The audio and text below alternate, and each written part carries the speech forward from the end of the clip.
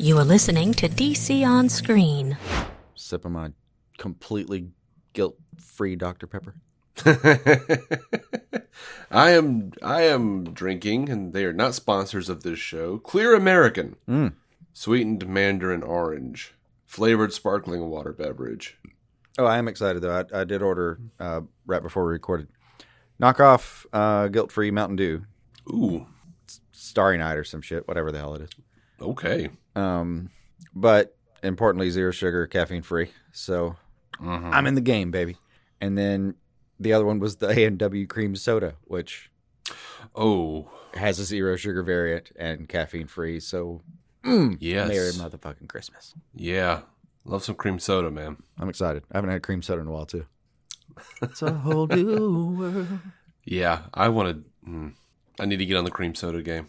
I'll save one for you. No, Awesome. that's our date. I'll save a cream soda. You come over here. We're gonna go through the Theory 11 Superman cards when they get here. Okay. And we got ourselves a quick Patreon right there. A Patreon like the one we just recorded. Right. David C. Robertson here with Jason Goss. Hi. Clearly. So let's call ourselves out. Didn't watch any Tomorrowverse. Fully thought it would happen. Yep. But the last month or so has gotten away from me. Yeah, as some of you know, not all of you, I don't think, but some of you know, I do Star Trek Universe and as a podcast, and Netflix decided to drop all 20 episodes of Star Trek Prodigy Season 2 on July 1st. I'm about 5 episodes in. I'm trying. Yeah. It's a good show, but damn, I got a life. I'm sorry. But My problem is that it's mid-May, as far as I can tell. Mm-hmm. And somehow it's not. So I just, like I said, life got away from me here in the early parts of summer. Yeah, I haven't been watching anything that I needed to watch. Like, I actually did since Shows, the last episode. Anything. I did get to watch a little bit of Superman, My Adventures with Superman, sorry. Yeah. And that's been about it. Like, I've tried to get through some Prodigy, but we had a death in the family, had to go out of town. I mean, I spent some good time with my family. Watching cartoons became not the priority. Mm-hmm. But yeah, a lot of stuff been going down, and then lots of news happened in the interim. Yeah. So what the hell? Let's get back into the thick of that. Take a little interregnum for the news and head back to our Tomorrowverse. Yeah. Let's get into the new while it's newing. Mm-hmm. I haven't seen this from Gunn or any official source, but all these people like across the board are reporting that the Arkham Asylum, a new strand of mushroom. The Arkham Asylum series By the Fungi King.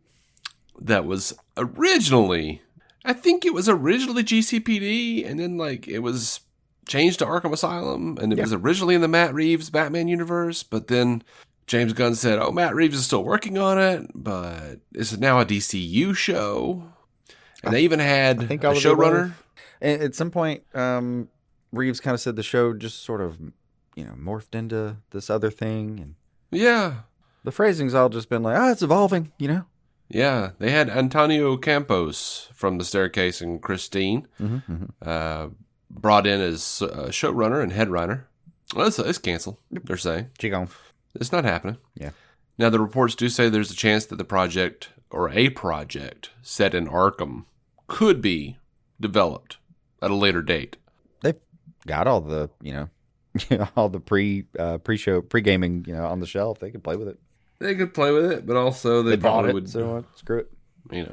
Start something new so they don't have to pay certain people. Who knows? Yeah. I don't know. Whichever one's cheaper. New guy with decent idea. Old guy sitting on the shelf, whatever. Yeah. It was funny. The idea completely evolved and did that thing where it always sounds slightly plausible until it's like 6 months later. Hey, we did cancel that, by the way. Yeah. So, Kite Man, hell yeah. Mm-hmm. Series is set to premiere on July 18th. They'll be dropping 2 episodes initially, and then they'll go weekly through September 12th. They put out a new trailer. Yeah. I did send this to you. Mm-hmm. And I did view it. What are your thoughts? Hell yeah. I mean, it's like if there's a subreddit for this thing. It's just going to be hell yeah, upside down, or not for like upvote and downvote. Like it's just going to be, that's the phrase everyone uses to describe the show the whole time. It's lovely. How you liking the show? Hell yeah. Cool. Yep. It's going to be the DC Universe's Roll Tide. Oh, God. I really loved the trailer. It feels like Harley Quinn, but it's Kite Man. Right. Feels really cool. Feels fun. Feels exactly the same almost. I love that Noonan's looks like Cheers. Mm-hmm. That's the bar he owns. Mm-hmm. And I'm very excited about it. Like, I don't know what else to say about it. I love Darkseid. What is it? Like Darkseid's being like, this reminds me of a famous golfer. Lee Trevino's for everyone. Okay. Yes. Lee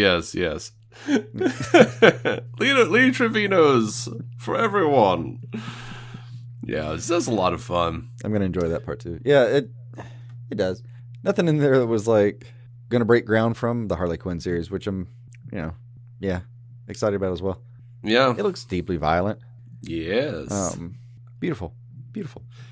So by the way, the catchphrase, it is funny that hell yeah has become such a thing. Mm-hmm. Because apparently Tom King didn't really mean to do it.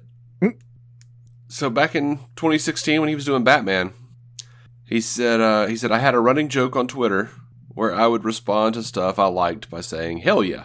It was just some performative ironic awkwardness, which is what Twitter used to be in the golden days. Right.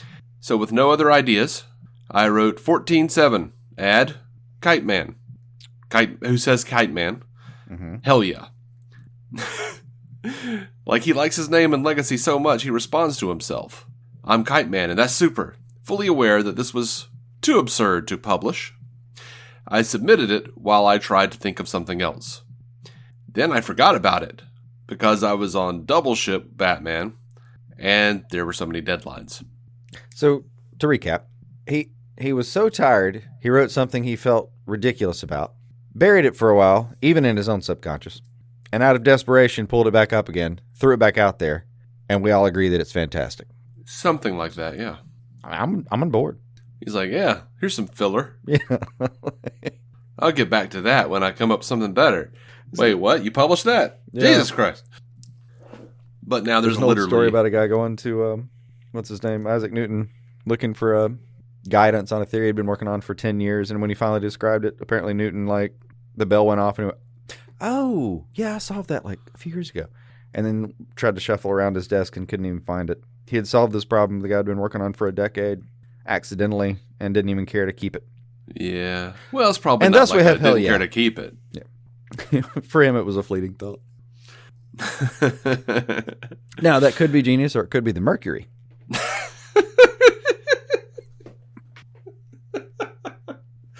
That feels like an ongoing bit. Is it genius, or is it the Mercury? You never decide. know. What's Tom King hiding under that hat, too? Mercury? So, Dean Lorey, the co-creator of Harley Quinn, was talking to the Direct.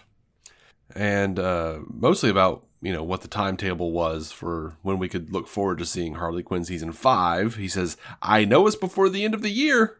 I don't remember the exact date, but I think it's in the next few months. I know that. And to that, I say, hell yeah. Kite Man and Harley Quinn Season 5? Hell yeah. Back half of the summer is going to be busy.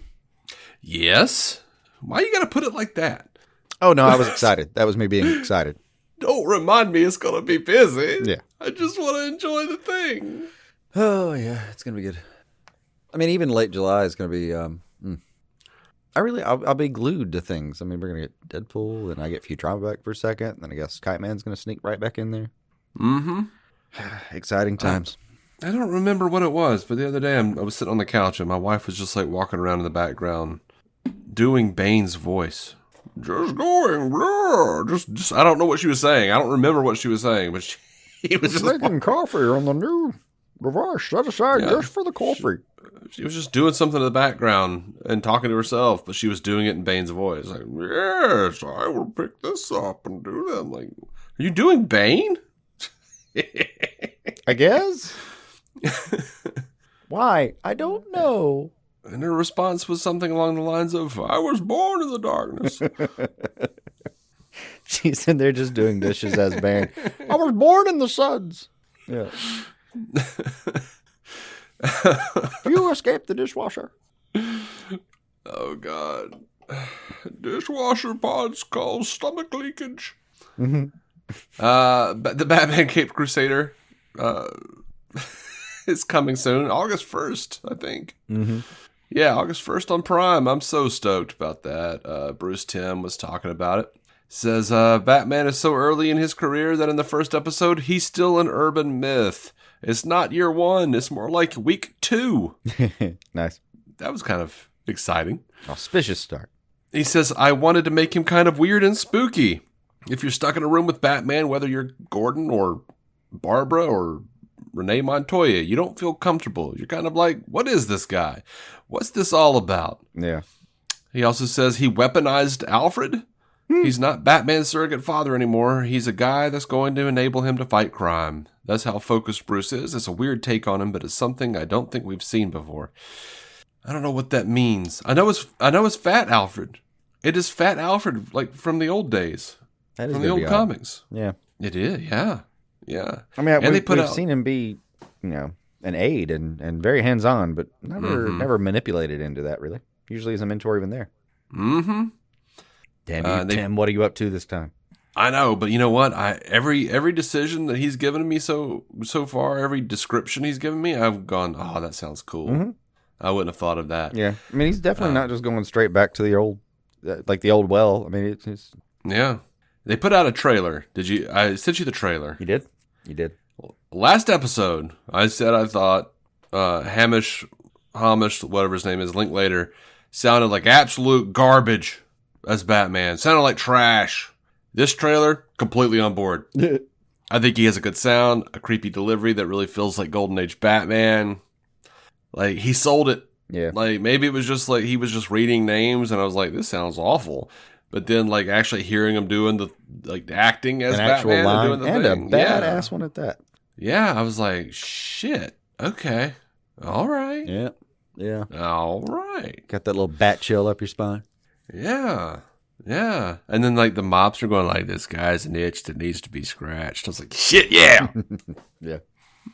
Yeah, be open, kids. I'm digging a lot of the iconography on it. It looks good. It does. I'm so excited. Bruce played around with some designs, had some fun. Spent some money this time. Don't see any bug faces. I'm good. Yeah. Oh. Also, the music cracked me up because, and I know it just reminded me of that certain thing, but like the first 10 seconds or so of that trailer, I kept I legit expected Eminem to drop a verse. It had such it just took me a few seconds to realize it had like a weird lose yourself vibe to it for a second. I don't know why.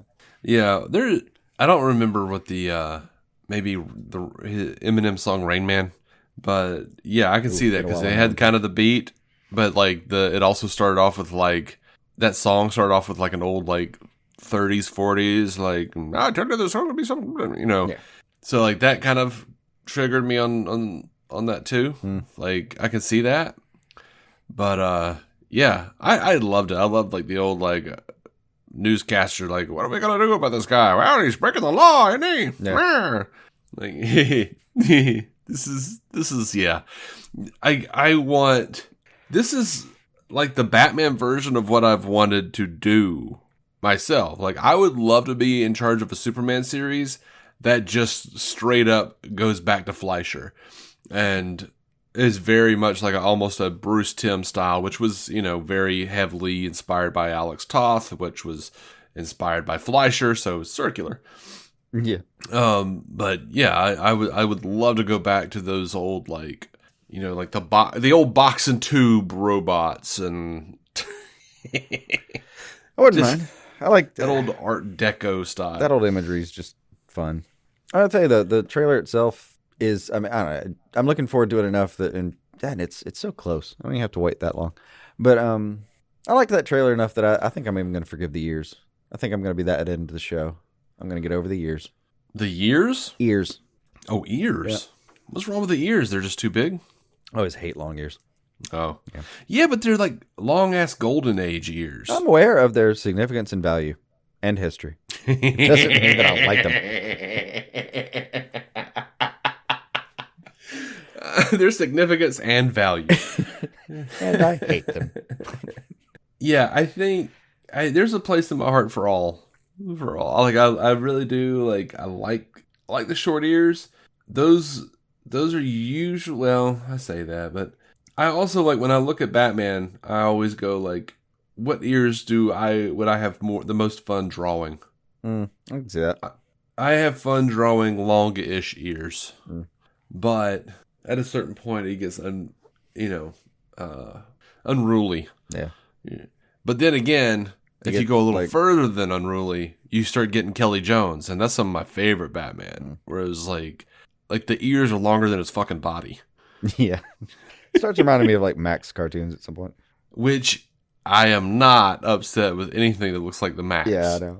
Like Sam Keith, hell yeah. Those are fun because you're looking at it and being like, this is enthralling. How did someone do something this sloppy and yet it works? But it's not sloppy. Oh, I know. That's because it looks. yeah. Like, if you look at any given region, it looks like you just slapped it together and the whole picture. Oh no, there's a whole goddamn style happening here. Yeah, yeah. It tricks you. It's you're like, this is sloppy and like just like, it's awful. But as an artist, if you try to do it, you're just like, well, I did what I thought he did, and it doesn't look anywhere near as cool as what I just tried to do. Like, it looks like you took another style and like a chisel and a sledgehammer and tried to bend it into that style instead. It's just not the same. Yeah, I don't know what to think of Kelly Jones or Sam Keith's style. Like, they have very, very distinctive styles that are similar-ish. Yeah. They have very particular muses who do not have landlines or advertise their number to anybody else. Right. And, I look at that and I go, oh my God, like, I don't know what you tapped into, but I wish I could figure it out. Yeah. And then you hear, like, Sam Keith talking about drawing for Sandman and the reason he left. And he's like, I just didn't think I was a good artist. I didn't think I was good enough to do this. Yeah. The fuck are you talking about, man? Like, he's the one that drew those, like, the hell scenes when Morpheus goes down to, get his helm from the demons. And, he defined what that hell looks like. He, designed Morpheus. What? Yeah. But isn't that fun, though? Like, some of the best art comes out of people that are just like, fuck, I thought I was so bad at it, I had nothing to lose. So I just sort of did what I wanted to do. Like, yeah. Yeah. Yeah, and it's a top 10 record, you asshole. Yeah. Man. Anyway, August 1st on Prime, Batman Cape Crusader. I'm very excited. Yeah. Hope you guys are too. I am putting a link to the trailer in the show notes if you haven't seen that yet. Batman Ninja versus Yakuza League. They shared posters, like character posters of the Yakuza League and Batman. They shared the first trailer, which was really more of a teaser. I'm down for it. I know you're not. Yeah, not so much. The Yakuza League, by the way, is the Justice League from this weird alternate feudal Japan that he went to in the first one. Mm-hmm. And it looks like it's going to be Green Lantern, Jessica Cruz, and Aquaman, and the Flash, and Wonder Woman. But yeah, they've got some weird looks to them. Flash has got like a big round hat. Yeah, why not? Choices were made. Yeah. But it's like an alternate reality version of them where they're bad guys. I'm down for it. Yeah, it looks fun. It just won't fit my aesthetic. But yeah. I have heard great things about the people who did like those, though. Or the people who liked them loved them. Yeah. Let's put it that way, rather. I thought they were pretty. I didn't love the story. I was like, what is happening in this damn thing? Yeah. But Creature Commandos. Mm-hmm. Alan Tudyk was talking about his character, Dr. Phosphorus. Mm-hmm. Says he kind of looks like Ghost Rider. Yeah. He's a skeleton on fire. He's a DC character. He was the Doctor. That's why they call him Doctor. I feel like he's just riffing till he looks up the Wikipedia. He saw the thumbnail. It's Alan loading says, the rest of the page.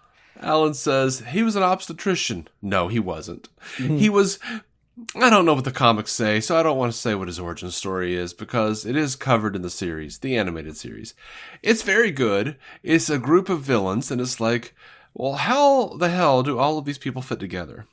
When James Gunn asked me to do it, that's all I saw. Well, we've got like Frankenstein is in there, and some lady with she's like a fish face, and she's got some kind of fish tank on her head.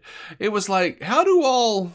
And then there's like a robot, and the art seems a little different on each. Each one has their own kind of style. I don't know how all of this is going to fit together. When I read it, it was the best thing I had read in so long, and it was moving. And that is what James Gunn does so well. I can't wait for people to see it. I've now seen some of it, and it looks really great. I've only had one post session. You sort of record everything before it's animated, and then they come back to you after it's animated, and you fill in and do different things, and do efforts, and, fill in the fights and stuff. So that's where we are on Creature Commandos, and that's what Alan Tudyk thinks of it. I don't know if he's like that on every project, but it feels like this one he just wandered into the room, happy to be there, enjoyed himself, and fucked right out of it, happy as he came. That's also how he seems when he's doing interviews for Resident Alien. Oh, true. He's just having a good goddamn time, man. There's a weird dude and something else. It's going to be great. I'll watch it when it's done. All right, what's my line? Cool. See you later, Gunn. Love you. All right, I got a question for you. What's that? How many of these Superman set leaks have you seen? Exactly one. And muted every last person that I saw after it. All right. I'm sorry, I have a zero tolerance on mute. It's mute instead of block if it's any consolation, but if I see a set photo, I mute that account immediately. All right. I don't know how to talk about this. I will say there have been many things, and James Gunn, people have been giving James Gunn some shit about how did you think that this was going to happen and you weren't going to get set photos and blah, blah, blah. And someone asked him today, what do you think about all these set leaks? And he goes, fully expected. Yeah. And they said, so any of these set photos, they have big spoilers? And Gunn said, not even a little. I would never shoot a big spoiler outside in the middle of the city. One of these conversations, I want him to just hey, is that going to be a huge spoiler? And him just say you know how they filmed the ending of Cheers and just walk away. The thing is, so many people have been complaining and saying, well, all these set pictures, I feel like I've seen the whole movie. And he's saying not even a little. Yeah. This is nothing. What are you talking about? Effectively, you've seen the costume in natural light, Yeah. Doing some field work, I guess. That's about all I've seen. It's looked like they've had him wired up. He was in a flying pose at some point. There were more pictures below that. I never got that far, I think. I just really saw... That's about all I remember. It was a very quick glance. And honestly, I popped in on the last episode because we didn't talk about any of the set photo leaks. And I did a pop in because it leaked right before we aired the last episode. Yeah. And I was like... Your addendum. By the way, Dave from the future... Mm-hmm. Because, I literally was on the show going, I think these are, full-on Golden Age trunks. He's got, boxer briefs. I might be wrong. And then I was like, beep, I'm wrong. But, and to be fair, this is, newspapers. So I might not be wrong. It might be a different version of the suit. Because something that I didn't realize, but I kept looking at the suit. And then, going back to that first tease that where he's putting on the boots. The suit is different from that. The suit that is currently in the set leaks they are different from the one where he's putting on the boots. The collar is lower in the front. There's different lineage on the arms. It is different. That's pretty common though. I mean, that's an origin thing. You might see a few versions. Yeah. We do this every other movie now, I think, for origin stories. Yep, we do. It's either that or the costume of whatever form is divinely given to you by some hand. You only have the two outfits, or the two ways to it. You either trial and error or, Man of Steel style, I guess. Mm-hmm. So, since last week, or last episode, pictures have come out of several Justice Leaguers. We got friggin' Fillion as Guy Gardner. Mm-hmm. We've got Hawkgirl. We've got Mr. Terrific, which we already had Mr. Terrific from last time. But we've gotten some Justice Leaguers. And I'm not sure, one of the big complaints that I'm seeing that people are saying is You could just tell, like, the same person designed their costume because they've got the same lines. They've got, like, the same exact design. Mm-hmm. And to me, let me know if you want me to go further or come back to it after we've recorded. And I'll say some stuff. To me, if Gunn says this was fully expected and I didn't try to hide it, I can talk about it. I could mostly get along with that, probably. Okay. So, here's the thing, though. If I start going la, la, la, la, la, la, that means that'll be right before I mute my audio. Mm-hmm. So I can, yeah. Here's the thing, though. We know that James Gunn has cast Sean Gunn as Maxwell Lord. Mm-hmm. We know that James Gunn is a big fan of Justice League International. One thing that's prevalent on all of the Justice Leaguer costumes, not Superman's, but the others, is a specific logo. That logo, because of the set pics and because they've got it on buildings for filming, is a logo for LordTech. It is a diamond with an L and a T. You can also look at it the way it's designed. It looks like an LT on the top and then like an LT mirrored on the bottom. Mm-hmm. But the way that it's designed, it also looks like it could be a JLI. But, Maxwell Lord was kind of like whatever they were. He bankrolled Justice League International in the comics. Yeah. So, is that what we're looking at here? It seems like it. Because it seems like these leaguers have, like, their own colors or their own style, but also, like, they are, like, corporate. Together. They are like corporate heroes. They're Vought, for Christ's sake. Why you gotta do that to them, man? They've got LordTech on their shit, man. That's all I'm saying. Low blow, but okay. Yeah, I'll take your point, though. So I think there's still some story here, and people shouldn't be too upset. Is all I'm saying. It'll be all right. I mean, yeah. I can get behind that too. I really don't know what world he's building. That all sounds like a very plausible version, though. Yeah, I'm excited about it. I don't care. I'm excited. Yeah, and who would blame him if he didn't want to just rebuild the Justice League proper? Only a few years later, really, when it comes down to it. Yeah, but this is a lived-in universe, so we might come back around and we might watch this movie, and they're all like, "Superman, you belong with us," and he's like, "No, I don't like what the Justice League has become," or I don't. Ever since Batman pulled out and took his money with him, you guys went to Maxwell Lord. There's so much fun you could do. Yeah, fun stuff you could do, or you could have it where Bruce Wayne winds up buying out Maxwell Lord. Although Mr. Terrific has a ton of money too, right? I don't remember. You would. I mean, he's just like the second or third smartest man. Yeah, he's top 4 no matter where you mix him around. I think he does have some serious tech. Doesn't he? Think if he was that smart, just too smart to bother, developing Bitcoin. If he was that smart, I think he would either be like one of the richest people on Earth or homeless. Yeah. Like a chess savant. Yeah.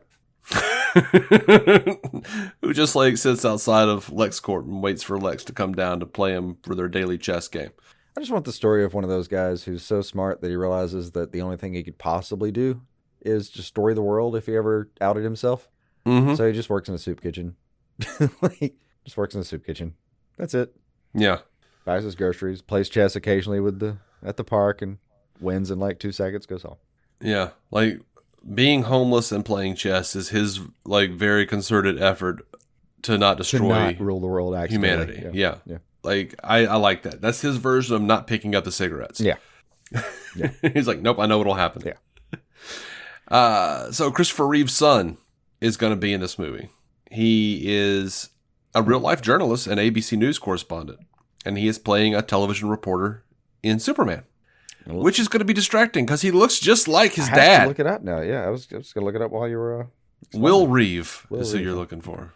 He looks so much like his dad. You're going to go, oh God, wait, what? But just enough not like him to where you're going to go like, oh, did they just use AI again to do? It's enough. Is this not. the Flash again? It's enough not for me for sure. It's just so much darker features. He looks more like Chris Reeve than the deep fake Chris Reeve in The Flash. Yeah, true. He's got that big old like round Tony Robbins jaw going on. Reeve seemed to have like more of a triangle situation going on. I can work with that. That's enough for me. Okay. Fair enough. I'll be able to move through the movie seamlessly, even with that cameo. Sandman Season 2 got a bunch of new cast members announced. Rory O'Connor from the morning show The Conjuring, The Devil Made Me Do It, is playing Orpheus, a poet, musician, oracle, and the only child of Dream and the muse Calliope. Orpheus is an idealistic, romantic young man and very much his father's son until tragedy strikes and reveals to him the true nature of love. Freddie Fox from The Great, Slow Horses, and The Gentleman is Loki, the god of chaos. Loki is a charming, seductive shapeshifter, the smartest and most dangerous person in any room. Loki is utterly irresistible and never to be trusted. Clive Russell from The Cursed, Sherlock Holmes, and Game of Thrones plays Odin, the father of Thor and blood brother of Loki. He is a longtime ally of Dreams, but finds himself driven to desperate extremes in his efforts to stave off Ragnarok. Lawrence O'Fowren, The Witcher, Blood Origin, and The Gentleman is Thor, the storm god, with his hammer Mjolnir. Thor is brusque, rude, and driven entirely by his appetites for food and drink, battle, and sex. Anne Skelly from The Nevers, Death and Nightingales and Red Rock is Nuala, and Douglas Booth, Pride and Prejudice and Zombies, and The Dirt is Cluracan, royal emissaries from the court of Fairy. Nuala and Cluracan are siblings who are opposites in every way. Nuala is responsible, empathetic, and principled. Cluracan is an impulsive rogue who lives for pleasure. They disagree about everything, except their devotion to each other.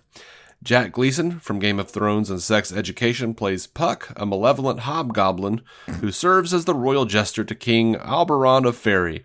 Puck is fascinated by mortals and enjoys nothing more than making sport of them for his own amusement. He's also the inspiration for Shakespeare's Puck in A Midsummer Night's Dream. India Moore of Queen and Slim, Pose, Aquaman and the Lost Kingdom, plays Wanda, a professional driver and security agent for an exclusive travel firm. Wanda proves herself to be an indispensable guide to an endless road trip to the waking world.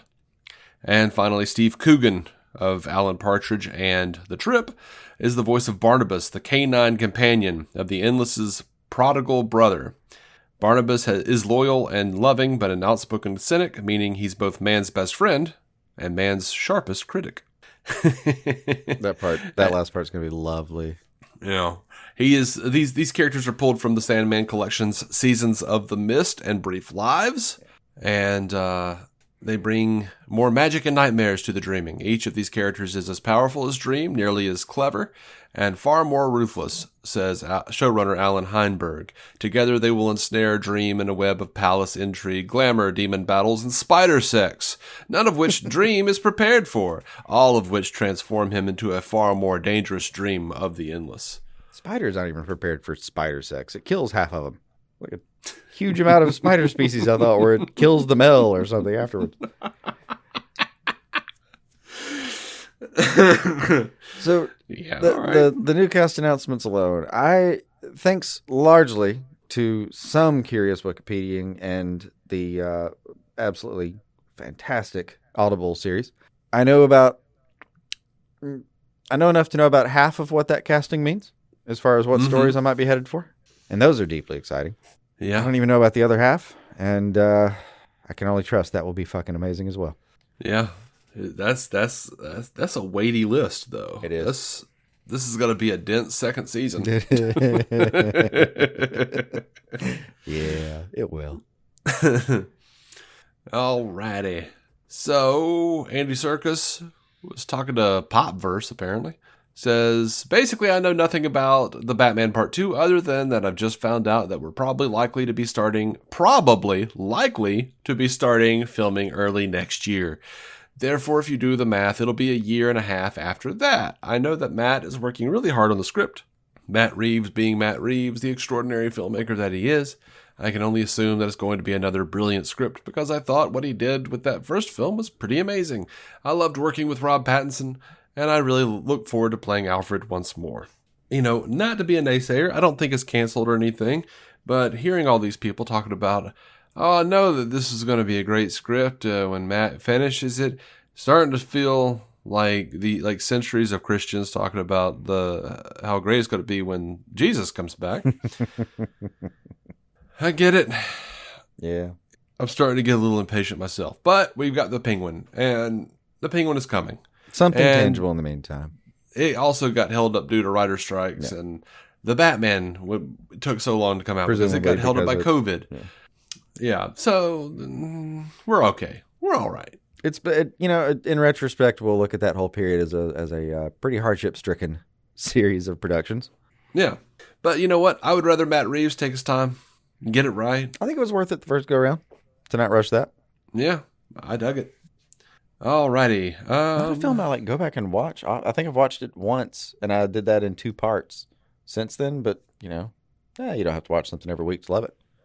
No, yeah, there are certain bits of it that have stuck with me very, very tightly. It just clung to my neurons. Yeah. And I'll be damned. I've been transformed a little bit because sometimes I'll just be like taking a Batman figure out of a pack, like a new Batman figure. It doesn't have to be a Pattinson Batman figure. It could be in any kind of Batman action figure. But as I'm putting it on the shelf, in my head, I'm going, doom, doom, doom, doom, doom, doom, doom. Shit, man. Yeah. They really did. They added a spoke. That is neat, though. Good for them. As Kevin Smith says. Zack Snyder on Vero. I don't even follow him on Vero. I'm not on Vero anymore. I think I'm there in theory, but found out. I was like, wait, why don't I have Vero? I downloaded it and went to go sign in. It's like, oh, that account's been deleted. Okay, I just deleted my account.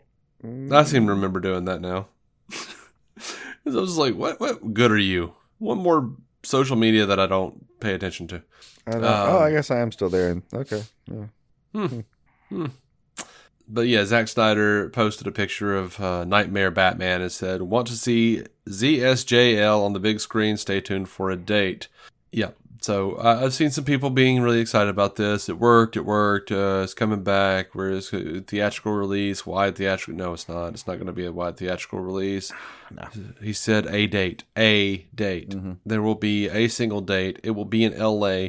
You will see it in LA if you are there and can get a ticket, and then it'll be over again. Yeah. Stop. Yeah. You're only hurting yourself. Yeah.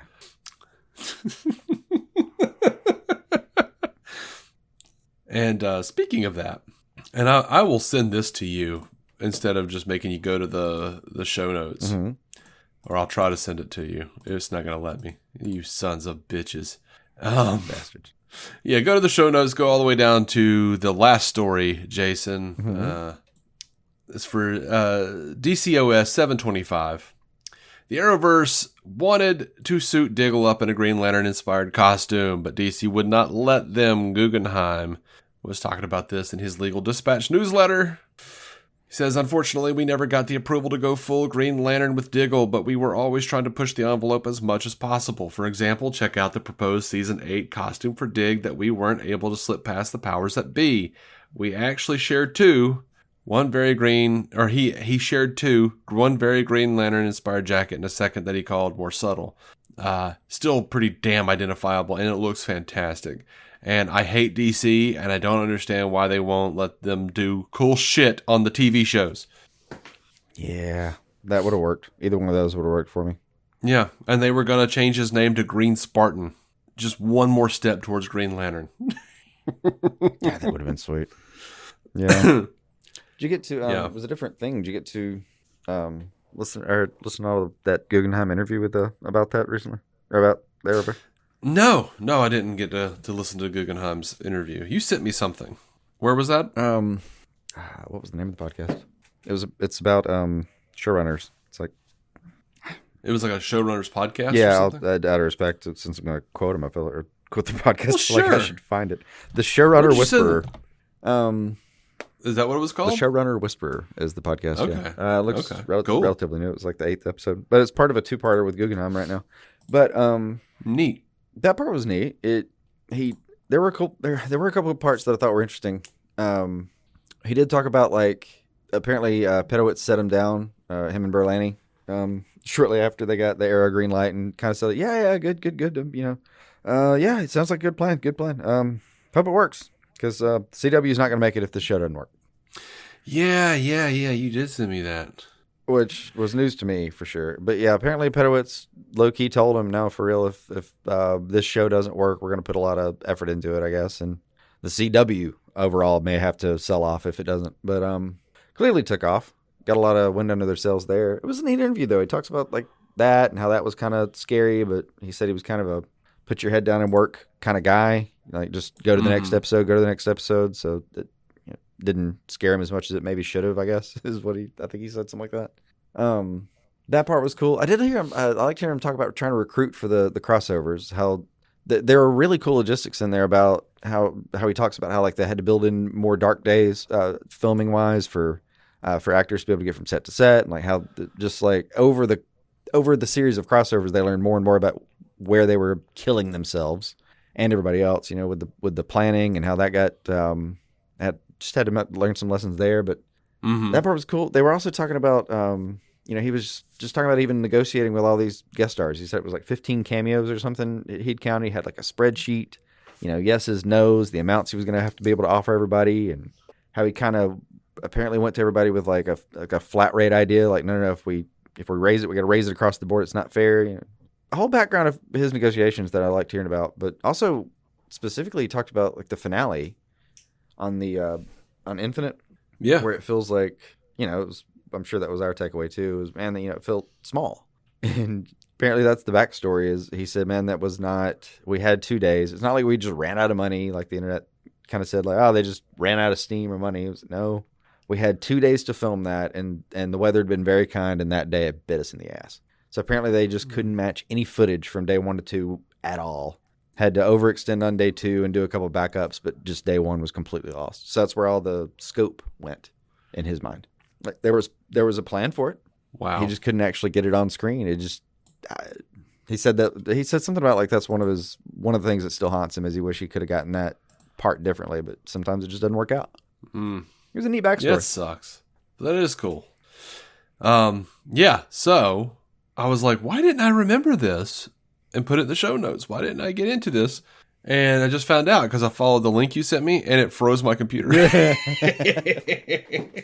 Like it froze my internet. It just like shut down Chrome. All right, before that sounds like I just reported on like an old hacked GeoCities account. No, the link was to Variety.com article. I think. No, it was like no, it wasn't Variety. Green Arrow TV or something like that. No, it was referencing some. No, God damn it, it wasn't. No, that was another one. That was a different article.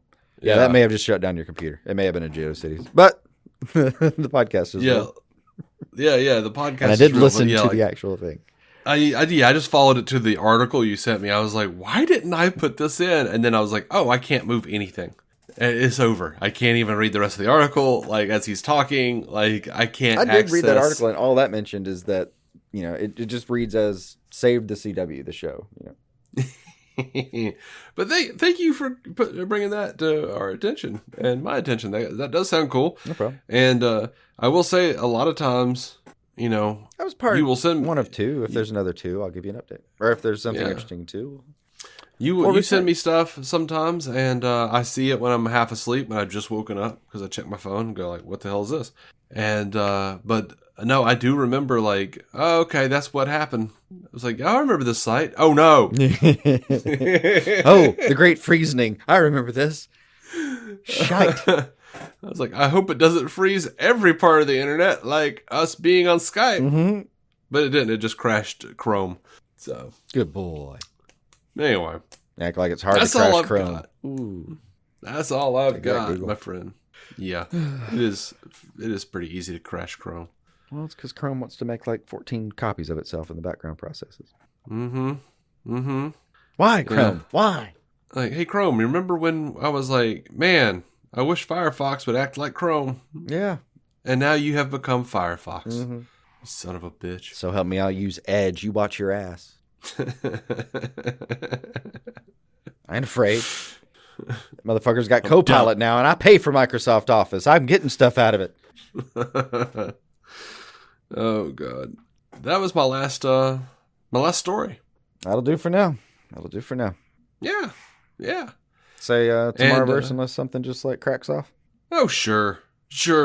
We'll just and hey, and some you want to start looking forward to those cards. We're gonna have fun with that. Oh yeah. And we did do a warm up for this episode, and if you're listening to this now, it is on Patreon. Patreon.com/DC on Screen.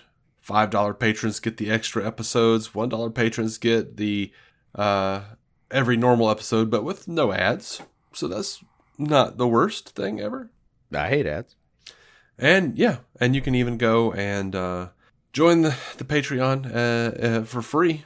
Sorry, my brain, I'm scattered. You can join the Patreon for free and have access to the community, which, you can help start for real. Mm-hmm. Like, people don't talk on there a whole lot. But it'd be cool if y'all did. Yeah. Because, then maybe I'd go on and be like, hey, what up? I mean, you should just start building a grocery list on there. See what happens. I'm just going to message you on Patreon when I'm like heading over to your house. So be there in 5. Yes, I do believe that we need more content to get to grow our patrons. Mm-hmm. But you need patrons to grow more content? Because I think there's also there's such a thing as putting out content that will drive patrons away. Mm. And I think if we started posting grocery lists, we are capable of this kind of insanity. That might be the thing. Yeah. That would drive them away. Well, it depends on the grocery list. On the other hand, I guess let us know if you want to see our grocery list. Yeah. Anyway, that'll be in my like Easter eggs that I'm going to leave for the DC cookbook. That'll be great. Do the listeners know about the cookbook? Yeah. Well, thanks for bringing it up. I shall not. I'll cut it if you mention it again. Damn it. One day I'll scribble something to Ghibli and ask if I can just send him a couple of dishes. Yeah. For the instructions for them, brother. Right. Of course. You don't actually send dishes. He'll just send back a very like illustrated Batman with a middle finger. No. Oh, Well, thanks for making it interesting. Just took a strange turn. I'm going to end it. Mm-hmm. Thank you guys so much for listening. DCOnScreen.com for all the links to episodes and whatnot. Every episode. And patreon.com/DCOnScreen if you want to join the patrons and support the show and whatnot and so on and so forth. And bye. Until next time, keep some DC on your screen. See you.